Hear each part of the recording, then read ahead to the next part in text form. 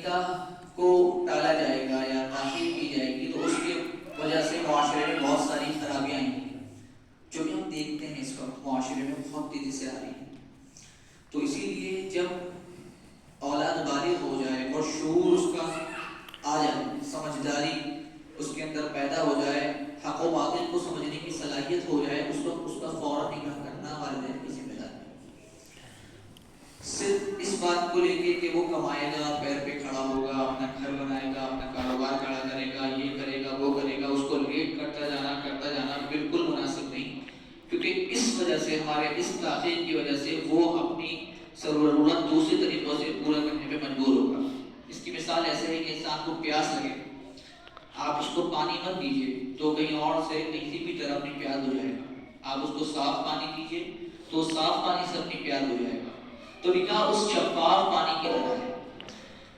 نکاح بہت آسان ہے، اسلام نے نکاح کو اتنا سمپل بنایا کہ اگر کسی کے پاس 10 درہم ہے تو وہ نکاح کر سکتا ہے۔ نکاح میں کوئی کسی طرح کی کوئی قید نہیں ہے، نہ لڑکے والوں کے لیے نہ لڑکی والوں کے لیے، صرف لڑکے کی ذمہ داری کہ وہ مہر ادا کرنے پہ قادر ہو، فزیکل یعنی جسمانی طور پہ مضبوط ہو، تو اس کے لیے نکاح لازم ہو جاتا ہے۔ نکاح میں جتنا زیادہ آسانیاں ہم پیدا کریں گے اتنی زیادہ نکاح میں برکت ہوگی۔ یعنی کہ نکاح کے بارے میں رسول اللہ صلی اللہ علیہ وسلم کا جو فرمان ہے وہ ہے کہ اعلنوا ھذا النکاح واجعلوها فی المساجد، کہ اس نکاح کا اعلان کرو۔ نکاح کا اعلان ضروری ہے، 4 لوگ کمرے میں بیٹھ کے نکاح کر لیں، آپ سے منع کیا ایسا نہیں، بلکہ اعلان کرو، ڈنڈی کی چوٹ پہ نکاح کرو۔ دوسری چیز واجعلوها فی المساجد، مسجدوں میں کرو۔ تو مسجدوں میں کرنے کا فائدہ سب سے بڑا کیا ہے؟ تو اللہ کا گھر، اس کا ماحول، اور ہم نکاح کی حیثیت سے نکاح کے لیے صرف آئے ہیں اور کوئی اسی مقصد سے نہیں، ہم کھانے نہیں آئے یہاں پہ، ہم کیوں آئے ہیں؟ نکاح کے لیے آئے ہیں۔ کسی کو نہیں پتا کہ یہاں پہ کھانا ہوگا نہیں ہوگا، چائے ہوگی نہیں ہوگی، کیا ہوگا یہاں پہ؟ صرف نکاح ہوگا۔ تو ایک مجلس صرف نکاح کے لیے ہونی چاہیے، دعوت کام کا یہ الگ سے ہو تو۔ دوسرا فائدہ یہ ہوتا ہے کہ جو معاشرے کے اندر بارات نام کا ایک بہت بڑا داغ اور غیر اسلامی تصور ہمارے اندر پیدا ہو گیا، وہ ختم ہو جائے۔ جو لڑکی والوں پہ آپ 500-600 آ کے لگ جاتے ہیں، ان کو پریشان کرتے ہیں، ان کی عزت نیلام کرنے میں در آتے ہیں، بیچارے کس طرح ادھار کر کے وہ کھانا کرتا ہے، پسینے چھوٹے رہتے ہیں باپ کے لڑکی کے، کہ کسی طرح ختم ہو جائے وہ فنکشن اور میری عزت بچ جائے۔ اور مینیو جاتا ہے برات کا، یہ ہمارے براتیوں کو چاہیے اور یہ ان کا استقبال ہونا چاہیے، اور پھر جہیز کے نام پہ جو چیزیں وہ سب ختم ہو جائیں۔ تو ہم لوگ انشاءاللہ کم سے کم اپنے لیول پہ عہد کریں کہ ہم سب اپنا نکاح جن کا ہو چکا ہے، جو اپنے بھائیوں کو کروائیں گے تو کس کا کروائیں گے؟ مسجد میں کروائیں گے، اور جو خود کر سکتے ہیں وہ مسجد میں ہی کریں گے۔ دوسری چیز یہ، نکاح میں لڑکی والوں کے اوپر جہیز نام کی کوئی بھی لعنت اس نام میں سراسر ناجائز ہے، چاہے وہ کچھ بھی ہو۔ مشترکہ سامان جہیز ہے، ایک تو سامان وہ ہے جو لڑکی اپنے پرسنل یوز کے لیے استعمال کرتی ہے، بہت سے لوگ اس کو بھی جہیز کہتے ہیں، یہ کیا ہے؟ مبالغہ ہے۔ ظاہر سی بات ہے، اس کے کپڑے ہو گئے، اس کے اپنا سامان ہو گیا، پرسنل برتن جو بھی ہے پرسنل اس کا مشترکہ سامان، وہ جہیز ہے۔ اس کو کسی بھی طرح لڑکے کو لینے کی جو ہے اجازت نہیں ہے، کیونکہ قرآن میں لڑکے کے لیے اللہ نے کیا فرمایا؟ لڑکے کے لیے اللہ نے فرمایا کہ کمانا اس کی ذمہ داری ہے، وہ بما انفقوا من اموالہم، کیونکہ وہ اپنا مال عورتوں پہ خرچ کرتے ہیں، تو خرچ کرنا ذمہ داری کس کی ہے؟ لڑکے کی۔ وہ بما انفقوا من اموالہم، مال خرچ کرے گا لڑکا، تو جہاں بھی خرچے کی بات آئے گی، نفقہ ہو نان ہو، اس میں خرچہ لڑکے کا ہے۔ تو جب خرچہ لڑکے کا تو فرنیچر بھی لڑکا بنوائے گا، فریج بھی لڑکا خریدے گا، واشنگ مشین بھی لڑکا خریدے گا، جتنا بھی خرچہ ہونا ہے وہ سب لڑکا کرے گا۔ تو یہ ذمہ داری لڑکے کی۔ اس لیے جہیز نام کی کوئی چیز ہمارے یہاں نہیں۔ جہیز کہاں سے آیا ہمارے اندر؟ باہر کے ممالک میں، اسلامی کنٹریز میں آپ جائیں وہاں تو نہیں جہیز ہمارے آیا ہے غیر مسلموں سے، جو راجا مہاراجا اپنی بیٹیوں کو ودا کرتے تھے، میرے دام دہیج دے کے ودا کر دو، کیونکہ ان کی وراثت کا کوئی تصور نہیں ہے، ایک بار میں دے دو، چلو ابھی جا رہی ہے، ابھی اس کو یہ سب دے دو۔ اسلام میں باقاعدہ وراثت کا تصور ہے۔ تو ہمارے یہاں وراثت ہے، لڑکی کا حق کس میں سے دینا ہے؟ وراثت میں سے دینا ہے، جو بالکل ہم نہیں دیتے، دہیج دے دیا۔ لیکن اگر بیٹی اگر بہن اپنے حق وراثت میں سے مانگ لے تو بڑے بڑے ناٹوں میں بھی اتفاق پیدا ہو جاتی ہے کہ دیکھو بہن وراثت میں حصہ مانگ رہی ہے، حالانکہ اس کی ذمہ داری ہے کہ آپ کے والد کی وراثت میں آپ کی بہن کا حق ہے جو آپ کو دینا ہے۔ باپ کو چاہیے کہ اپنی زندگی میں وہ وراثت تقسیم کر کے جائے تاکہ بعد میں جھگڑے نہ ہو۔ تو وراثت اور ولیمے کے بارے میں جو تصور اسلام کا اس کا ہے ولیمہ ضروری ہے، کیونکہ ولیمے میں ابل کا صیغہ آیا ہے، رسول اللہ صلی اللہ علیہ وسلم نے فرمایا نکاح ولیمہ ضرور کرو، ولیمہ ضرور کرو، ولو بشاء، عام آنا تمہاری انکم کم ہے، تم جو ہے ٹھیک ہے زیادہ نہیں کما پاتے تو کیا کرو گا، ایک بکری کا بچہ کر لو۔ اس زمانے میں عرب کے لیے بکری کا بچہ معمولی چیز ہوتا تھا، آج کے دور میں دال روٹی کر لو، ولیمہ ضرور کرو بھلے ہی دال روٹی کر لو، مرغے کی حیثیت نہیں ہے، گوشت کی حیثیت نہیں ہے، بریانی کی حیثیت نہیں ہے، کوئی بات نہیں، ہم دال روٹی پہ تو کریں گے۔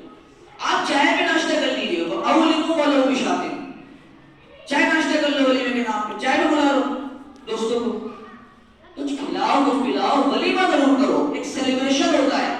تو اسلام میں سیلیبریٹ کرنے کی بھی کیا ہے تاکید کی گئی ہے، یہ نہیں کہ نکاح ہے تو بالکل ایسا ہو رہا ہے جیسے کسی کا انتقال ہو گیا، نکاح میں خوشی کا اظہار ضروری ہے۔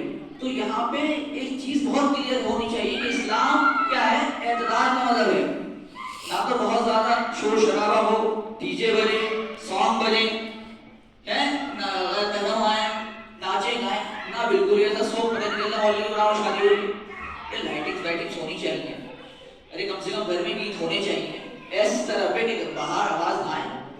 حضرت عائشہ رضی اللہ تعالیٰ کو نبی صلی اللہ علیہ وسلم نے عائشہ نے بھیجا، اس کو بھیجا اور وہ کچھ لڑکی دولت تیار کرنے کے لیے کچھ لڑکیوں کو بھیجا، تو نبی صلی اللہ علیہ وسلم نے کہا عائشہ تو ان کے ساتھ کچھ ایسی لڑکیوں کو بھیجتی جو وہاں پہ جا کے گیت گاتی، تب بجاتی اور کہتی اتیناکم فحیانا وحیاکم، ارے ہم آئے تمہیں اور ہمیں مبارک۔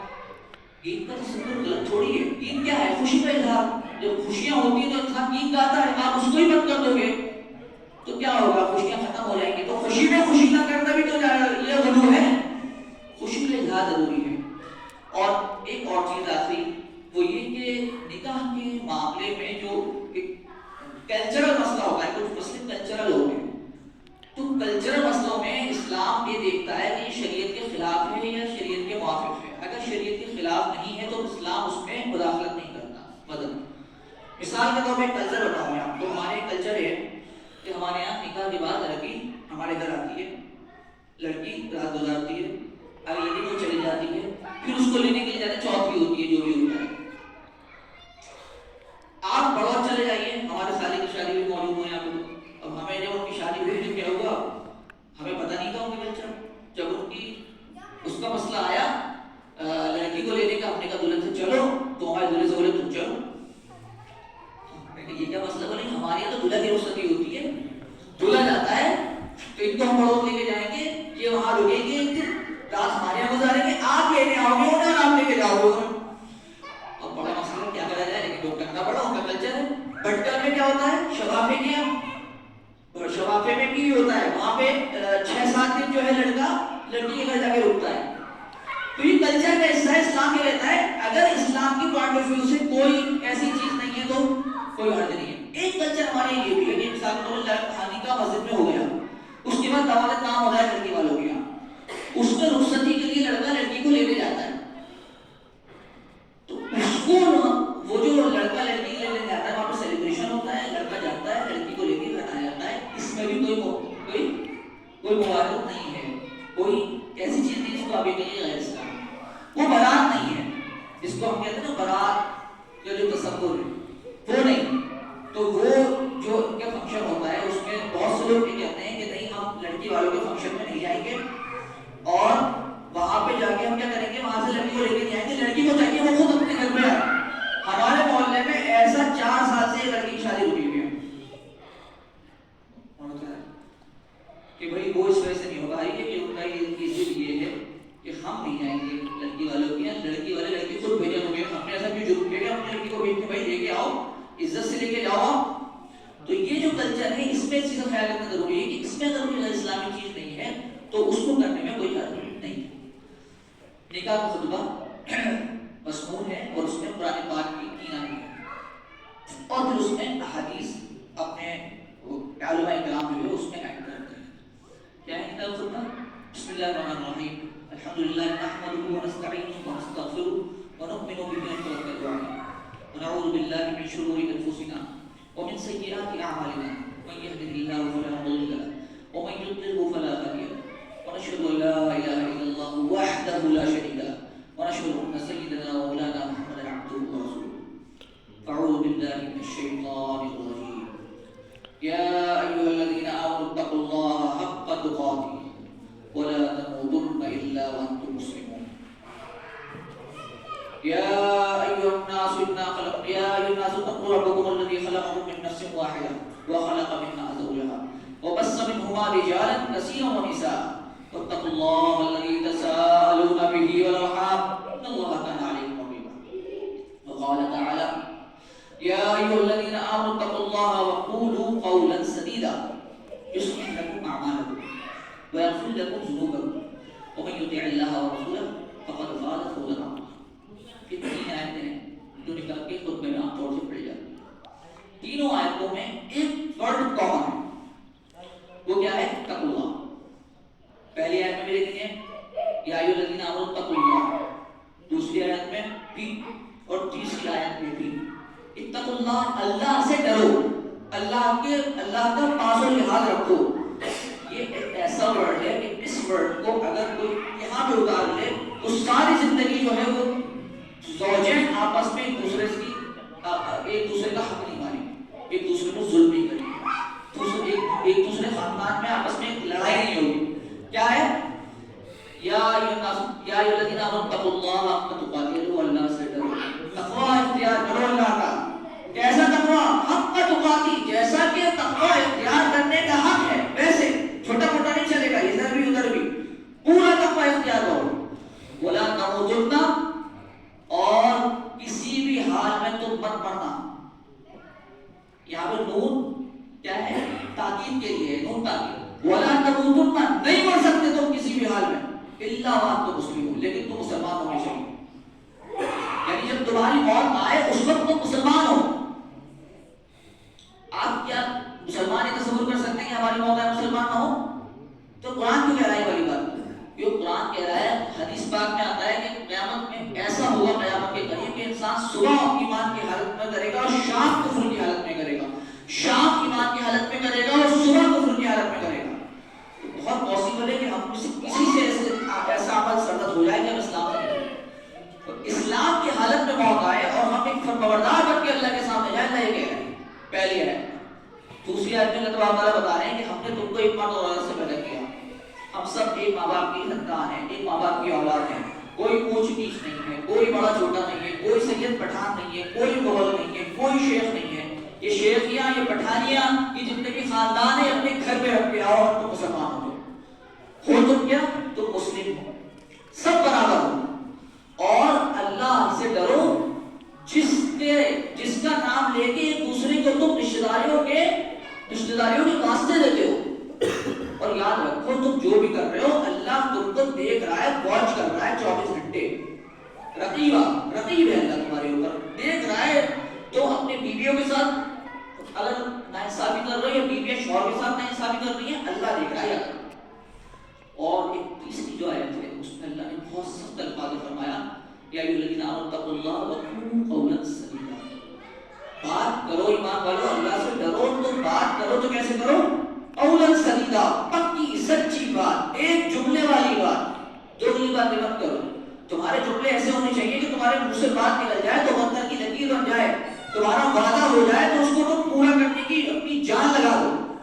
تم پوری جان لگاؤ کہ میں اپنا وعدہ پورا کروں. نکاح بھی ایک وعدہ ہے کہ میں تمہیں اپنے نکاح میں قبول کرتا ہوں, یا میں تمہاری خیال رکھوں گا, تمہارے دین کا خیال رکھوں گا, تمہاری آخرت کا خیال رکھوں گا, تمہاری صحت کا خیال رکھوں گا, تمہارے ہر طرح سے میں تمہارے ایک دوسرے کام آؤں گا. اور بیوی اس سے وعدہ کرتی ہے تو جو آپ نے وعدہ کر لیا اس کو نبھانا.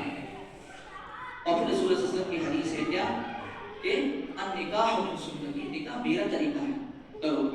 پھر اس میں ایک حدیث اور ایڈ کرتے ہیں ومن رغب عن سنتی, یہ دوسری حدیث ہے, اس حدیث کا حصہ نہیں ہے, بہت سے لوگ ملا کے بیان کرتے ہیں, یہ دوسری حدیث ہے. ومن رغب عن سنتی فلیس منی, جو میری سنت نہ مانے وہ مجھ سے نہیں. پھر آپ صلی اللہ علیہ وسلم نے فرمایا جب تمہیں چوز کرنے کا موقع ہے نکاح کے اندر لڑکیوں کو دیکھو تو تم دیندار لڑکی چوز کرنا.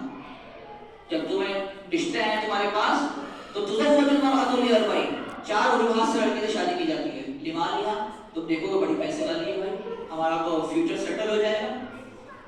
لجمالها, بڑی خوبصورت ہے, سب تعریف کریں گے,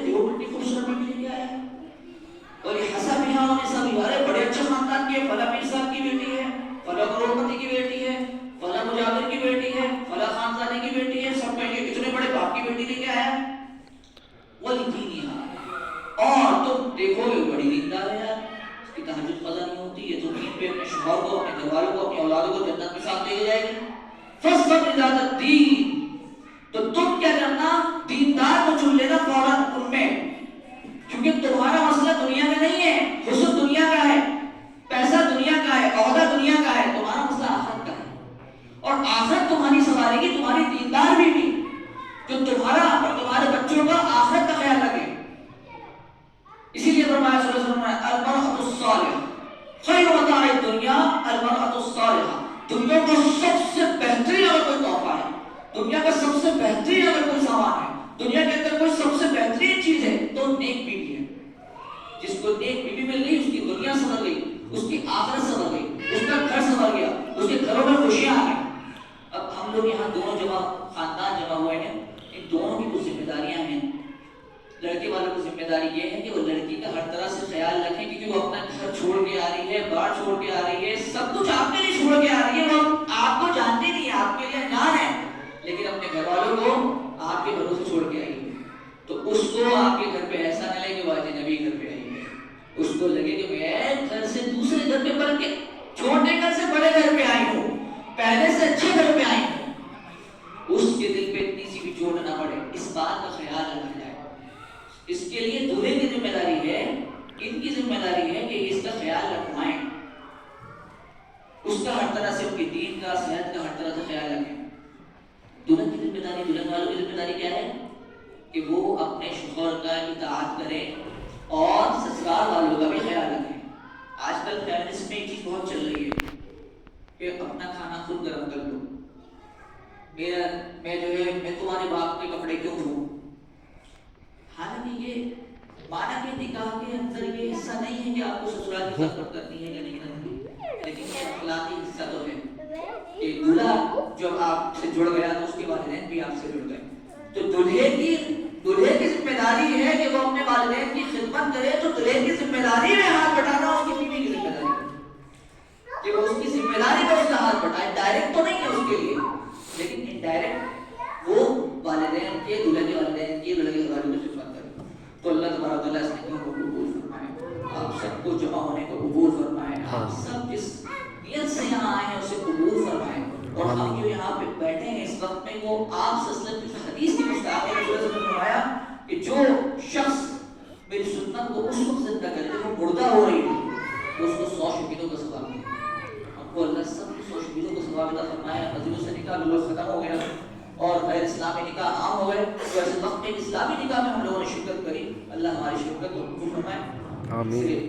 दुल्हन से तो इजाजत हम लेके आ रहे हैं, इनकी इजाजत बाकी है, जो इनसे इजाजत लेते हैं फिर इंशाअल्लाह दुआ।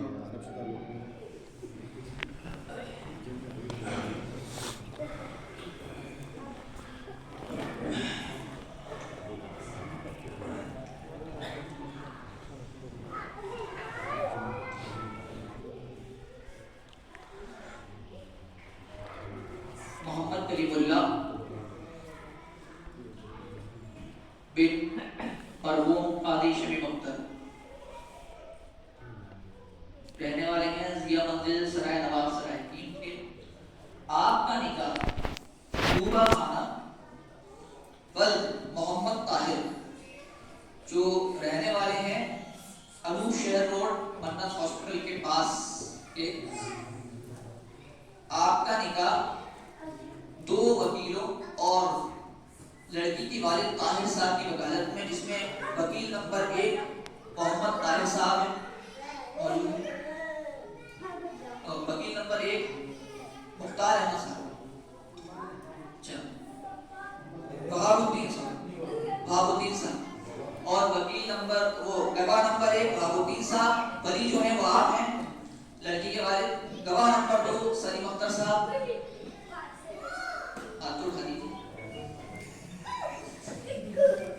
ये दूसरे गवाह है। तो आपकी मौजूदगी में 4 सोने के कंगन जिनका वजन तकरीबन 12 ग्राम, इसके एवज में आपको आपके निकाह में तूबा खानम को दिया जाता है। क्या आपने निकाह कबूल किया?